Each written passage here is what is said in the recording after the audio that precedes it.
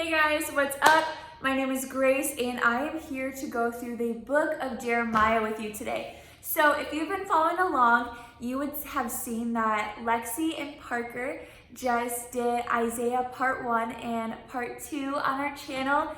And even before quarantine, our weekly RDBG, which is our high school group, we would meet and we'd watch these videos called the Bible Project. It'll be linked down below. But so every week we would watch the Bible Project and it'd be talking about a book of the Bible. And so that's why they did Isaiah and I'm about to do Jeremiah. We just go in order through the Bible, but we kind of just describe what happened in the chapter or in the book and then kind of what we personally got from it. So I have my little notes right here.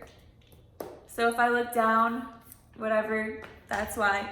But let's just get started. Alrighty, so Jeremiah, he was an Israelite, he was a priest and a prophet, he lived in Jerusalem, and the Lord, he gave him this word and he gave him this knowledge that Israel needed to be warned that they were going to have consequences for breaking the covenant.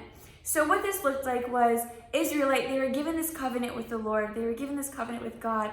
So it was this close relationship and these rules to follow, not because of control, but because of protection and safety and love. And so Israel, they started to disobey and not follow these rules and not follow this covenant. They were worshiping other gods. Their leaders were terrible with injustice, with immigrants, with children, with women. There was such a strong injustice and the leaders didn't really do anything about it. And so they're in this place, and then God, he called Jeremiah, he says, okay, collect all of your stories, collect all of your sermons, collect all of your poems, all of your essays, all of your writings, and put them in a massive scroll. And then, so Jeremiah, he got this scribe to write everything down in a scroll. And the scribe, he also had some stories, so he put them in there as well. And that's kind of the outline of Jeremiah, is that he's this priest and this prophet. And it's full of all of these stories and all of these poems that the Lord had given him. And it's to a point that Jeremiah, he was a messenger of judgment and grace. And so remember that Jeremiah, he was called to be a messenger of judgment and grace. And so we see in the book of Jeremiah that Jeremiah was called to go out and to uproot and to tear down all these things. And he did that through judgment. So he'd come and he'd say, listen, what you are doing is wrong. This is not right. You won't have favor. You won't have blessing. You won't have love with the Lord in this place. But then he'd come with this hope and he'd say, but there is still hope. There is still a chance. Our God is faithful. Our God is just. He just doesn't want you to see you do these things, but you can still turn back to him. You can still go back to him. So he would come with this message of judgment, saying, no, turn away from that sin, but there's still hope. And so the Israelites, they were still in this place where they were not following the Lord's covenant. And so God, he was like, okay, I can't bless you in this place. So he had to lift his hand of protection off of them. And so kind of how I explain this is, if you're disobeying or not following the way of the Lord, you can't expect the Lord to bless that, or you can't expect the Lord to have his protection and his security and his safety over that sin. And so God's like, I can't bless this, I can't support this. So I have to remove myself. I have to lift my hands off of this situation. And when he lifted his hands off, it allowed their enemy of Babylon to come in and destroy the city. And so it wasn't God saying, oh, you're not following my way, so I'm going to destroy you. It's, no, you don't keep my covenant, so I have to lift my hands off. I can't allow this. So then the Babylon, they came in, they destroyed the city. And what we see with Jeremiah, it was kind of like this process. And the first step was that he would come and that he would warn. He would say, listen, this is not good, turn away. And then if they didn't, then there's a second step where they would be judged and the judgment would come.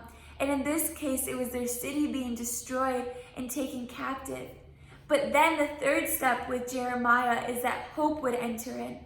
And so God didn't look at Babylon and say, "Great job, Babylon, you destroyed them. I'm thankful." No, he looked at them and he said, "What you guys did was wrong too. Just because they were in the wrong doesn't mean I endorse you for taking over them, for destroying them. That's wrong too."